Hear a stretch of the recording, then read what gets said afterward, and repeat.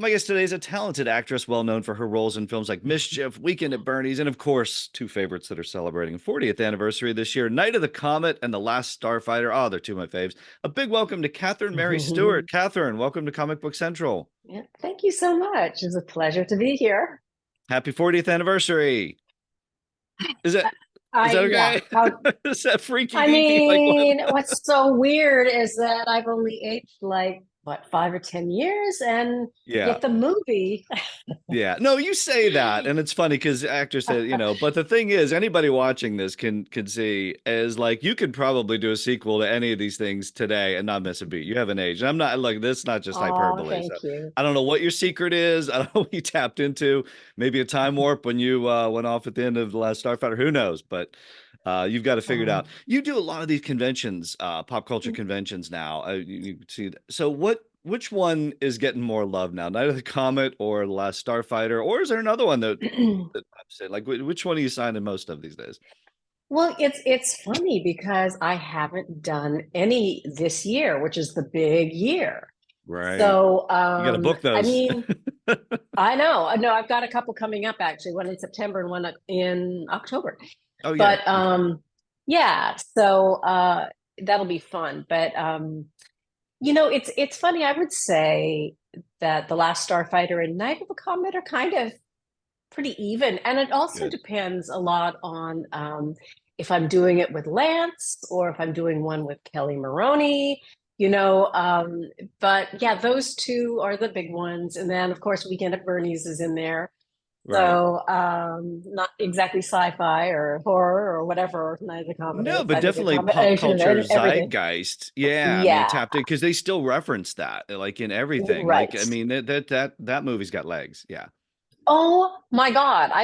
I'm trying to remember where I saw it last, but it was just recently. I think it was some political thing, not Bernie as in, Bernie Sanders, but it was Right. another Weekend at Bernie reference. It was referencing some politician, I forget who, that reminded them of Bernie, because I guess he was just Wow. like, I Yeah. know it was Okay. really Just mean. out of it. Yeah. Just was it had to be carted around or something like that. Well, I think Who that's the knows who thing. it And was? back in the 80s, that's what we love is there's so many catchphrases and things that just hit the pop Hmm. culture zeitgeist, like I mentioned, that just even are Yeah. referenced now. So, and you've been tapped into a lot of that. Didn't you just I don't know if how recent it was, but like maybe within the last couple of years, didn't you go like there was a drive-in movie theater?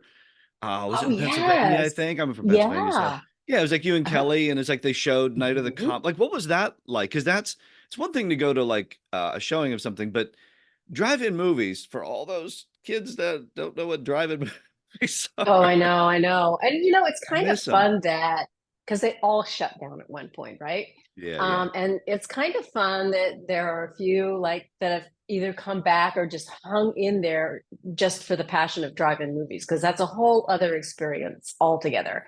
right. Um, it was really, really cool to be a part of that. And also being in the projection room and seeing the 35 millimeter film going through the machine and looking through Yeah, the little window. yeah. This wasn't a It DVD they was popped in. This was like they went legit, right? Yeah, it was legit. It was legit. And of course, in the day, I mean, Night of the Comet and The Last Starfighter and Mischief, all these things were shot on 35. So yeah. those copies still exist in places. Yeah, it was cool, and it's fun to just be a part of that kind of culture. Yeah. That feels like that is a movie for the drive-in. It's almost like it should have been built for that. I mean, is that what you kind of get from it? And what was your experience of just like hanging out with fans and like what are they asking you and they Yeah. probably dig Well, into more than you could ever even remember about the film, I would imagine. I'm telling you, that's what. Yeah, I say that. That these the fans know more about me than I do.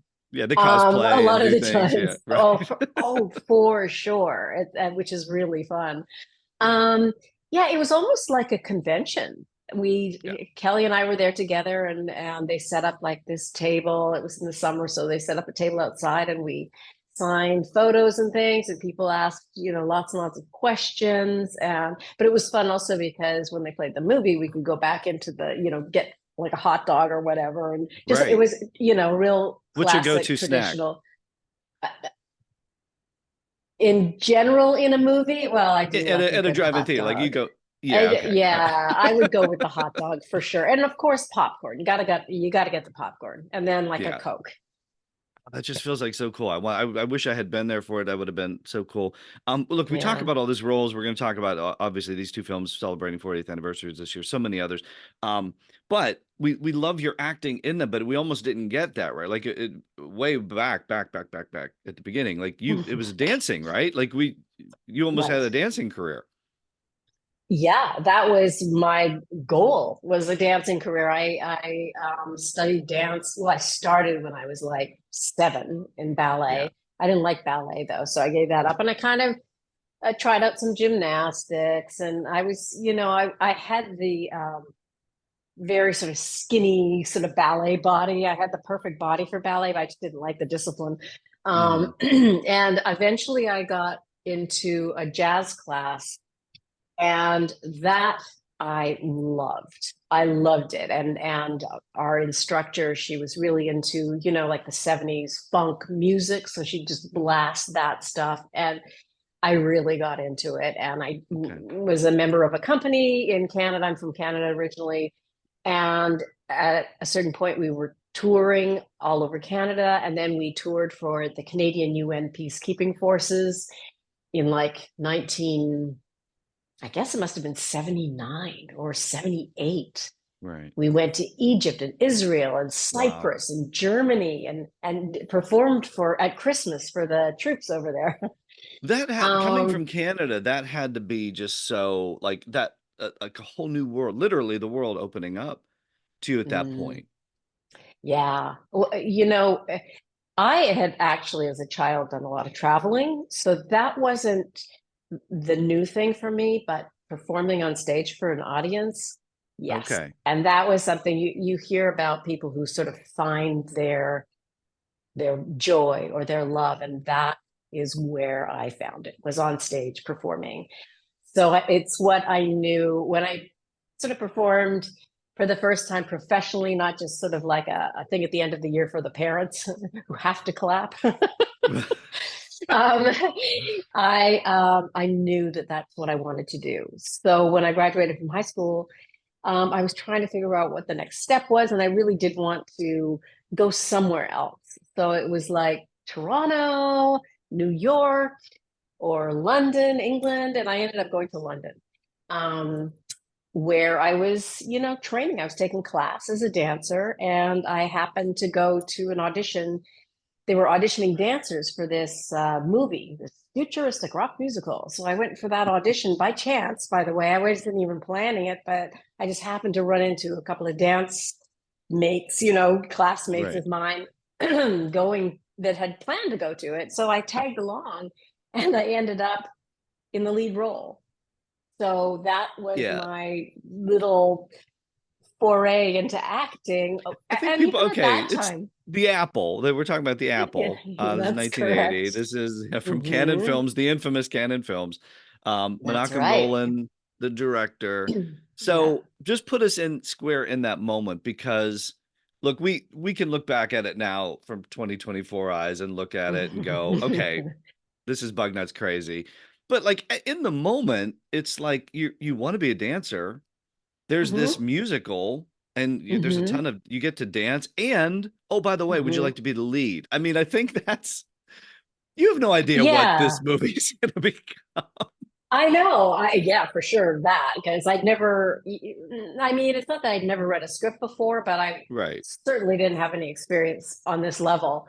Yeah. And, And to be fair, for, it's a nutty script. It's like it I can imagine on paper it probably didn't even make sense, right? well, yeah, but I had nothing to compare it to. So I was just like, Exactly. and what really worked for me at that time was sort of my naivete. I Yeah. didn't know, and I knew that there was reputable people involved with it. It wasn't like a porn movie or something like that. It's just I some knew snuff that. film shot in an alley or so, right? Yeah, yeah, It's got a right. $10 million I like, budget in 1980. yeah, yeah, Yeah. yeah. It was pretty good. I didn't know anything about that either, but Right. also I had the school that I was going to, the dance. It was really a performing arts school ultimately, but I was focused on dance, and they kind of took me under their wing as well. So I had that as kind of backup just to make sure it's all legit. And they introduced me to an agency in London. So it all went through the right kind of channels, in terms of negotiating and making sure it was legit and all that other stuff. So I had that.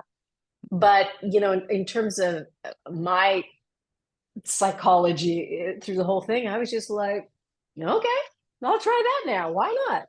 Right. Yeah. Which, You're just starting out. Like anything, everything is just sure. Why not? sure. Almost anything. Almost anything. Almost. I have a little more of a foundation now that I can Yeah. maybe pick and choose a little more accurately. But at that time it was just, and like I said, I had some somebody, a support system, put it that way, that knew what they were doing. And so I was kind of free to enjoy the experience, which I have to say I really, really did. I loved every second of it. It was so much fun. And that's sort of my attitude. This character that I played, BB, it was really just kind of me. Like, okay, what do you mean you don't want to do this? Ignore the horn on that guy's head. All craziness. It's like some gonna be fever really dream or fun. something. Like if you had actually had a fever dream or something. Did your kids ever see it? Like, did you ever hey kids, here's or no? You know what? I'm not even sure if they've seen it. It's interesting as an actor. Never came up and at dinner, did it? No, it really didn't. I know one of my biggest fans was my brother, Alan. He was going to university at the time, and he had a poster of the apple in his I don't know, dorm room or in the general area or something. Wow. Which is sort of weird. We were all like, I don't know what's going on, but it's weird. But it's just Kathy. But even going back to, because after I finished that, I went back home and sort of took up with my dance company again, and they were like, what's going on here? She's just been in this movie, and what does it all mean? And I'm like, I don't know what it means. It doesn't mean anything really. It was just sort of silly. But it definitely got my foot in the door. Yes. Well, I was gonna say it had to open some doors, because at that point it's like, the 80s, you're just everywhere. And I don't know what about you that sent off a sci-fi or post-apocalyptic vibe. It seems like you landed in so many of these things. I don't know what it is, but maybe it was the hair. Maybe it was the giant 80s hair. But everybody had that hair in those days. So, but yeah, but you perfected it. I don't know. You seem to have a trademark on it at some point. We want to talk about these films, but like, what are your favorite roles over the years? Like what? I mean, maybe it's another Comet, maybe it's Last Starfighter, I don't know, but are there experience? I mean, you worked with the Hoff, Knight Rider. Yeah. I mean, come on, there's that. Stallone. I don't think if you had a scene with Stallone, but in Nighthawks, but Rutger Hauer, I think you're so like, yeah, go ahead. Yeah. Well, for me, it was especially in the beginning. I mean, I was living in London when I was cast in Nighthawks, and it was Stallone who was casting us. Wow. And Rocky, he was known for Rocky, and we were all there was like three of us, and we're like, oh, just Stallone. We thought he was so cute and all that other stuff. And he, the role was very minimal, but he picked me, and that was so just exciting. But again, it's weird because I think nowadays young actors are they're so business minded, and they know exactly what they want to do, and they're career oriented, and they will only work with these directors and all this other stuff. At that time, I was truly just going with the flow. I didn't know what I was doing. It was really fun to, talk to Sylvester Stallone. I didn't have a scene with him. I did work with Rutger, who scared the crap out of me because he just stayed in character all the time, and he was an evil character. And I'm playing this little shop person behind a perfume counter, and his eyes, he just freaked me out. I was like, this guy really scares me. I mean, he was brilliant. He was brilliant. And I think I was kind of the catalyst to showing how evil he really was, blowing up this cute little thing behind the perfume counter. He's sort of Wow. sweet talking me and shoving a bomb under my counter at the Yeah. same time. What a way to And come in on some of these early roles, man. I mean, that's the thing. It's so I'm memorable. I'm telling you, I have worked with some of the most incredible actors. And You said you had a I Hoff story? You did have a Hoff story? oh well, working with Hoff. I mean, Yeah. of course we all watched Knight Rider growing up, Right, right. I mean, and he was so cute. And so when I got to meet him, it was just, your heart just flutters for these movie stars, as far as I was concerned. Yeah. Yeah, it was fantastic. Was he cool? Is he what we think he is, or was he just He was such he's a all nice guy. right? He All right. was so nice to me, which I really, really appreciated. He was just really very, very sweet. Do you have a favorite movie? I mean, of yours? Well, I've been asked that question before, and that's a really tough question for me because every movie is such a unique experience. It truly is. I mean, The Apple was like this All right. mind-boggling experience. Yeah, I didn't really, I had so much fun, and I really became great friends with a lot of the people on that. Um, and The Last Starfighter was the first movie that I did in Los Angeles. And again, Lance and I are still really, really good friends, and Nick is a great friend as well. And we end up at conferences or conventions, excuse me, together a lot. So we catch up. I see Lance all the time. That was such a lovely experience because it was a small, intimate movie that was kind of a passion project. I hate to be cliche, but it kind of was. These young producers, and Nick was young at the time. Everybody was just young and enthusiastic, and Lance and I were kind of unknown. We weren't like a part of the sort of the Brat Pack gang, and I think they intentionally cast somebody who wasn't as well known as all those people. Um, so it just made it just a lovely, lovely experience. Um, and and I watch it with such joy to this Yeah. day.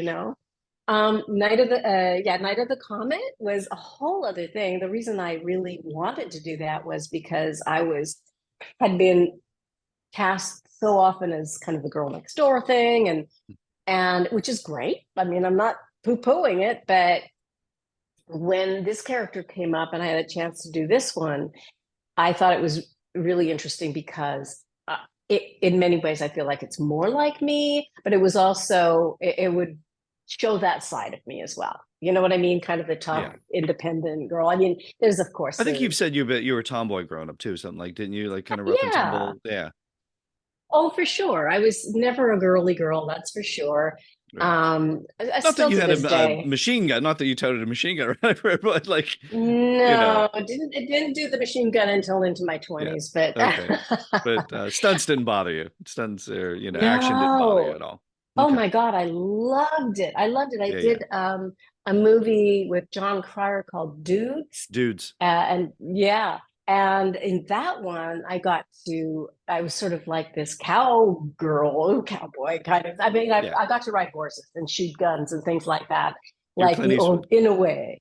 Yeah, that's me. I'm Well, you did Clint the fan. Eastwood. You do the fan thing that he did in the old spaghetti Mhm. westerns too. Hello, Did you? I Is that learned how actually to you? do Because it this. cuts to your hand. Were you actually doing it? Yes, I All know. I'm right. so bummed that it was just cut to my hand, but it was me doing that All stunt right. all by myself. I learned how to Legit. do it. I learned how to shoot a gun. So that was really fun. I love all that stuff. Yeah. I love the physical stuff. Can't do so much of that anymore, but what the heck? Yeah. Well, and I think a Night of the Comet too, it's like like you mentioned, it could have been very easy for you to be pigeonholed as like the girlfriend or the girl next door or whoever, it just, you had that look, yeah, like we said, you had the 80s hair and like everything was going on. But at that Yeah. moment, it was like there was sort of this shift toward, like really empowered female roles, I think too. And it's like to have two lead characters be female and teen, and it's like, I mean, you're playing teens, but it Right. just like it seemed like so different at that time, and that was just sort of coming in, and you tapped right into that. I mean, what was it like to Yeah. just sort of take charge of an action film at that point? I mean, that had to just be so Yeah. cool. Well, yeah, it was really really cool. I mean, but the thing is, in the moment, I wasn't really thinking about that, and it's interesting because it's years later doing these conventions where girls will come up, that saw this movie that when they were young and would tell Kelly and I how empowered they were by these movies. And that is sort of like you learn so much from the people of these conventions, how your films have impacted them Yes. that you never really had imagined before. I mean, Right. as an actor and you do a movie, you don't think, well, this is what's going to happen and then that's going to happen. You just don't Right. think. You kind of do the movie, especially in those at that time. I was pretty busy, so you finish a movie and you go on to the next thing Yeah, and you're just putting whatever. putting them out. Right. Right. Right, right. But when you get that kind of feedback, it's the best feeling. I'm Yeah. so grateful to have been a part of these movies that, you know, as simple and sweet and kind of goofy as some of these movies are, they do have impact. And I think because the characters are relatable to the audience on many levels, like Last Starfighter. I mean, Lance's character, what boy couldn't relate to that who's graduating from high school? And although, I was just kind of the girlfriend, but I guess ultimately I showed my mettle, and went with him down Yeah. his face, damn it. But but that's it's a message that is so powerful and positive, and it's such a sweet story. Same with Night of the Comet in a way, Yeah. Well, I think you just tapped into that too because there is a charm to Last Starfighter we talked about because I just even watched yeah. watched it again recently. Oh, I you mean, did. just even opening up, it's in a mobile home park and there's like this small little Hmm. community. It's very Spielbergian. You can almost see Hmm. like the night skies and hear the crickets, and it was like trying to set that Mm. stage in the Hmm. 80s for like this kid out of nowhere. Right. And it's almost Hitchcockian in a sense too of like this everyman. Just it's not this person you would think would do this that's plucked into these extraordinary circumstances and it Right. just taps into that and oh by the way it just happens to tap into video games in Yeah. 1984 which just I mean it hits all the marks when you're Right. going through it. What was it like? And the cast too, you mentioned Lance, and I mean Mm. just the great Robert Preston, Dan O'Hurley. Hmm. I mean, it had Hmm. to just from a Hollywood perspective, from a historical acting perspective, it had to be like, wait, Ugh. I'm working with who? No kidding, man. And here's the thing with Robert Preston, I actually had no scenes with him whatsoever. And the one that Right. I had with Dan Pearl, he was at the end there, and he's completely covered in lizard mask stuff. Yes. I didn't even know what he looked like until years later. I looked up, Wow. who the heck is this Dan O'Hurley guy? And it was like Robinson Crusoe. I mean, he's been around forever, classic Yeah. actor. And well, of course I knew who Robert Preston was, but I happened to meet him. We were doing some pickup shots at the studio, post the main shoot, and he was leaving as I was arriving, and Nick Castle introduced me to him, and it was just like I swear the man glowed. He Yeah. was exactly as you would expect him to be. It's the music bit. You know, yeah, yeah, he's the music man. He is that character. He's that person. That's who he is. He was Yeah. he was really quite beautiful. I thought. Took my Did you get to hand, he talk to him? kissed Like, it. yeah, right. Like, did you be, or For a did you moment. fangirl out? Did you fangirl No, out and just, I mean, I okay. talked to him for a moment. He was like, he was leaving and I was Yeah. arriving and we were introduced, and, You like, hi, I'm Kathy. I'm I in the film with you. Or did I think you? Nick probably said like, "This is Catherine Mary Stewart. She plays Maggie in the movie and all this." Okay. And he took my hand and he kissed it, and I was just like, Oh, wow. I Oh, love you that's so total much." Hollywood. That's total legit golden I age know, Hollywood. Yeah. I know, Yeah. but yeah, I mean, you'd be surprised at how many people wouldn't give me the time of Yeah. day. Robert That Preston, he man. was He too seems like, wonderful. Will Wheaton's in the film, I think. Uh, Yeah, okay. Did you he see is Will Wheaton briefly. anywhere? Yeah. I guess so, but Will Wheaton wasn't Will Wheaton when we were shooting that movie. I think Right. he was like in kind of some group friend stuff. Yeah. So I I think he don't did really Stand By remember Me. him. Oh, he's probably filmed. Oh, I think Stand By Me came out. No, maybe it hadn't come out yet. I'm trying to think now. So I okay, don't, yeah, I don't all right. think it had. And I do think he was ended up on the cutting room floor. That's I what think I've he did. heard. Yeah, I think he's like somewhere in Yeah. the background or something like that. Right. You So, yeah. you referenced reshoots. I want to ask you about that because the Hmm. way I've read it is film shot, everybody's fine, and then they do test screenings, and then Hmm. if people haven't seen the movie, that Alex goes off to fight, in the spaceship, they take him away, but then they have to put a replacement copy of him so nobody knows he's gone. So was it Beta Right. Alex, right? And you don't know because it looks Yeah, just the like beta your unit, boyfriend. right. Right. Did they, and then test audiences were like, ooh, more of that. We want, is that accurate? Is that what, and then you had to come back and like do more Yeah. scenes with Lance as a Yeah, different character? actually, Okay. that's true. I think they wanted to see more of the beta unit and Right. like you know the okay, so but there were several scenes, and one was on location in the back of the truck, for instance, on our way Right. to the lake, and he does this weirdo laughing thing. Yeah. He That doesn't was know how to a be human. Yeah. He doesn't right, know how, I'm just like, right. yeah. Right. Yes, exactly. He's like, why aren't I say something like, why aren't you like laughing about this joke that was just Right. told? And he does this weird robot laugh. Right. Right. That was one that we did. I obviously not on in the exact location that we were shooting, but we did that later. And the way we can tell is our hair is slightly different. Mine's a little bit longer, and he had. I think he said he. I'm giving this away. I know you're going to be interviewing him, so he could probably tell you this. But Right. I think he cut his hair for another Short. role. So yeah, he had long 80s hair, and then he cut it short. And he Yeah, had to so pop they a had pop a really to. weird wig on. Yes, so he was not pleased about that, and I think he was also really that for that particular shot. I think he was sick. So, Yeah. but the one that I did at the studio was the scene where we're going up into the Starfighter Yeah. thing. Oh, this is the end. The thing comes At down the and you guys very have to go up end, this where big thing. Right, right, right. we're talking face to face, Right. and as the elevator thing takes us up, and the other one was so yeah the one in the back of the truck was definitely the beta unit. The one that going up the elevator thing was not, but the other one was I walk into the bedroom and he's under the covers and I'm saying something to him. I've got little berets. I'm saying, no, are you not feeling well or something like that? And he kind of moves and under the covers. So I just kind of leave and they pull back the covers and his head is like, he's like, I guess he's developing Yes, from right. pupa to beta unit. Exactly. You came back for all that. I mean, that's a cool look. It's Mhm. Comic Book Central. I got to ask you, you got the comic books? Oh, I don't have all of them. I have one of them. Okay. You have this. This is the I full think one, I and have then that there's like one. the little Yeah, the mini ones, right, the single right. issues. They took some liberties with your character in this one, I think, right? Look, Jackson Geis does the cover. I think he did a solid job on the cover. Yeah. If you're watching the YouTube Yeah. channel, it's not bad. But the inside, have you seen it?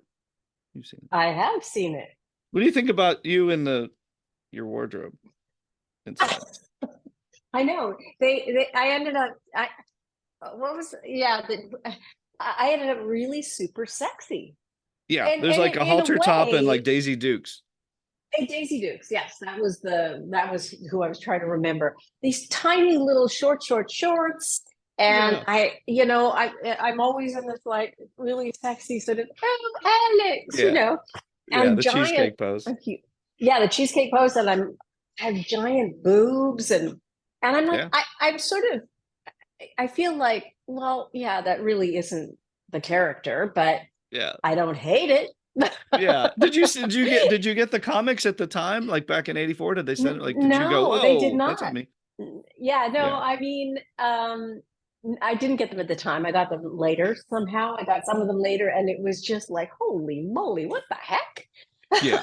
It's very. I But think what happened with Marvel was they didn't get likeness rights. They would get the rights to do the uh, adaptations because they did Conan, uh, they did mm, everything back in the day, James Bond films and stuff. But I don't yeah. think they had likeness right. Like they didn't. You didn't.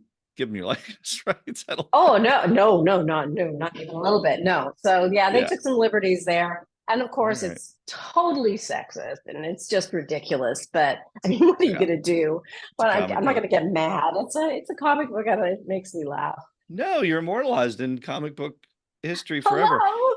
Hello.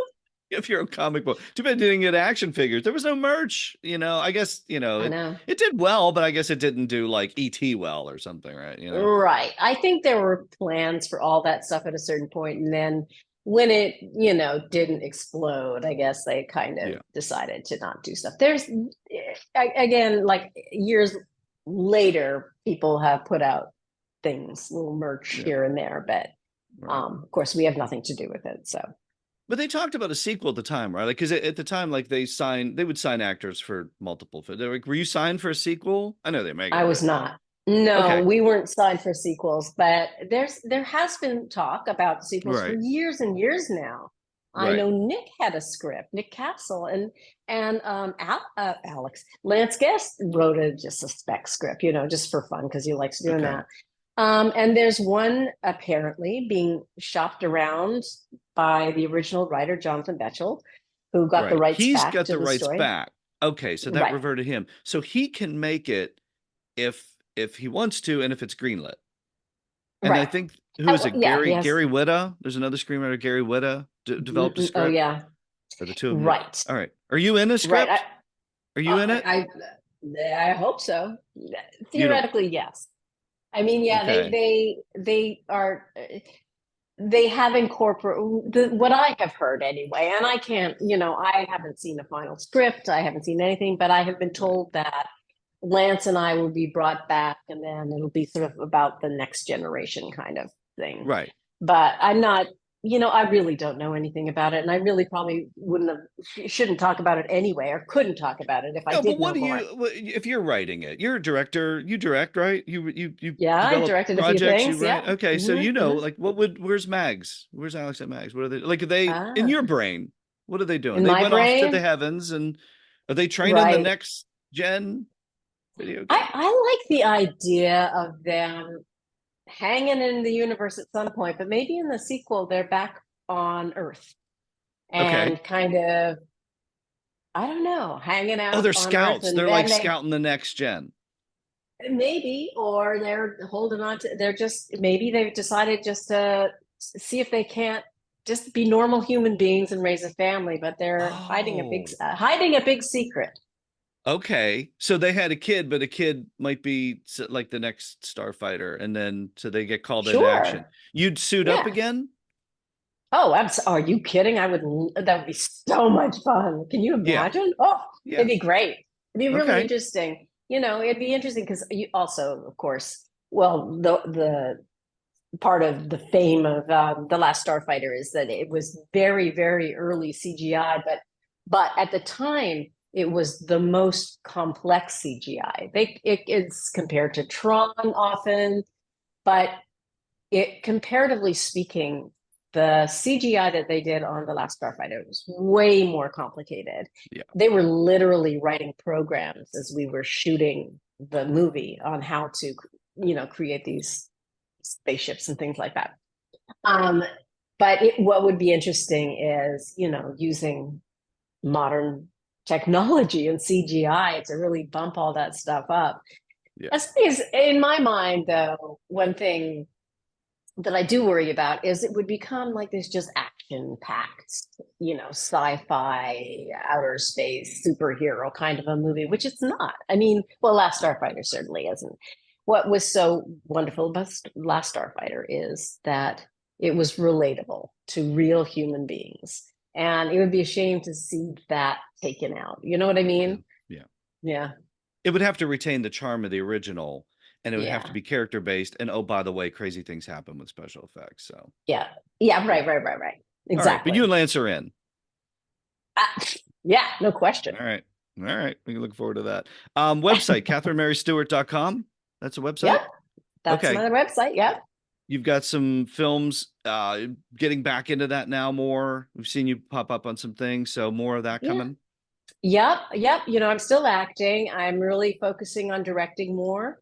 And I've been developing a specific serious script for a while with a co-writer, and I'm, still working on that. It's like never ending, the kind of rewrites you can do and whatnot. But we're working on that right now. It was optioned for a number of years, and now it's back in our hands. So we're just trying to bump it up and, clean it. You just refresh it, I guess. And I have a couple of other projects that I've been working on. One's a theater piece, and one is more of a family kind of a movie. Yeah, just lots of different things. And again, I'm trying to make these things that I can direct. Perfect. We'll look forward to them. Catherine, again, happy 40th anniversary on these films. Thank Continued success you. with all that Thank you're you very doing. much.